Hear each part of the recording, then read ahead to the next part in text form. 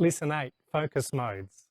Using the autofocus function on your camera is usually quicker and easier than focusing manually. Cameras have different focusing modes, and it's important to understand how these work so that you can make the best use of them. Some of them will work best with static subjects, others will work better with moving subjects. There are two types of autofocus controls on your camera. One of them manages where in the composition will be in focus, and the other controls whether the camera will focus continuously or just once when you lightly press the shutter release button. Modern cameras offer many options for where the camera will focus when you lightly press the shutter button. In multipoint focus mode, the camera will choose where to focus, and it will give you the option of how many points and whereabouts in your composition those points are concentrated. Or you can choose to set your focusing to a single point and manage whereabouts in the frame this single point is. I prefer using single point mode because I can be more precise with where my camera focuses each time I press the shutter release button. Your camera may also have more advanced autofocus functions like face recognition and eye focusing. These are great autofocus tools to have because when you're photographing anything with eyes, it's best to focus on them. The best way to learn to manage all these focusing options is to practice using them. As I said, I prefer to use the single point autofocus option. I can position the point on my main subject and I know it's going to be precisely in focus where I want it to be. It does take time and practice to manage to do this well, but the more you practice, the quicker you'll get and the more precisely in focus your photos can be. But it's good to practice with all of the different modes and functions because this will give you a better feel for what you enjoy the most and what you find most practical. The other autofocusing mode relates to when you lightly press the shutter release button, whether your camera will keep continuously focusing or it will focus once and hold that focus.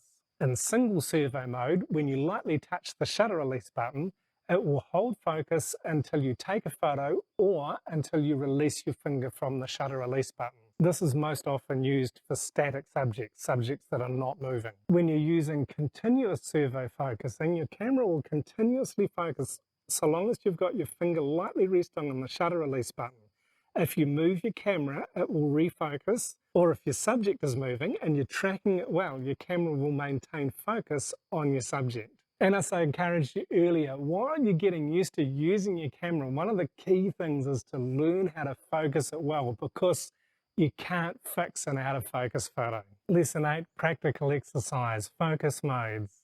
In this practical exercise, you'll get more comfortable with the different ways that you can manage the focus controls on your camera. Spend a little time with your camera and your camera manual or online and research the different options that you have on your particular camera model to manage the autofocusing. The ones that I've described in this lesson will be options, but there will be more ways that you can manage the autofocus.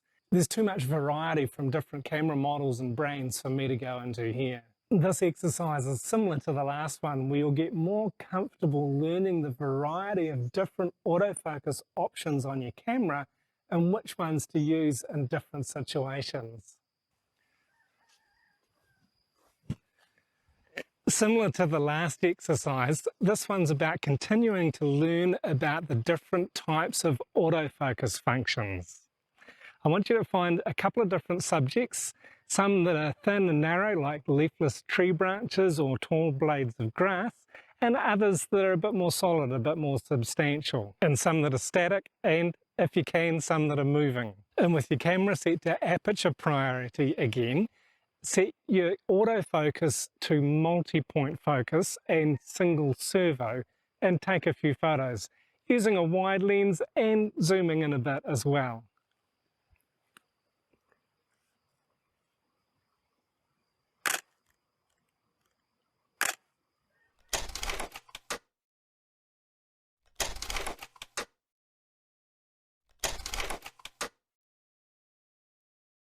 Once you've taken some photos using single servo, change to continuous servo and take some photos.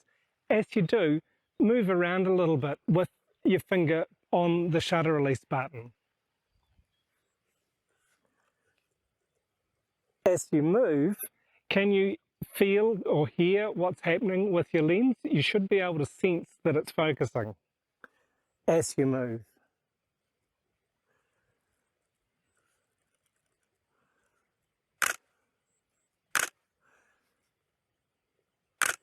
As I'm moving around, sometimes my lens is focusing on the leaves here, and at other times it's focusing in on the papaya.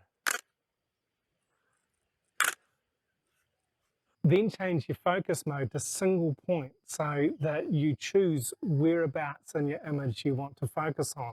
If you didn't pick up on how to do this yet, go back online or go back to your camera manual and find out how your camera manages this.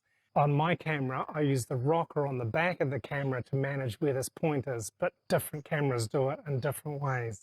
And don't forget to take some photos using your phone as well, just to compare, and make notes about what you're doing because these will be helpful for you later. Look at what the camera focuses on when you're using multipoint.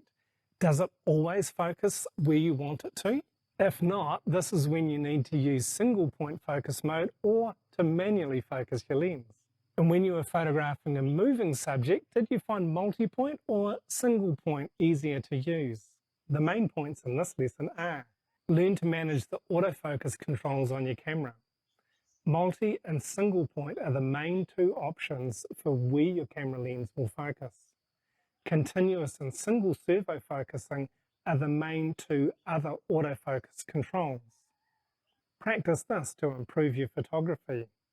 Alternate between the different focusing modes until you have a feel for how each of them work.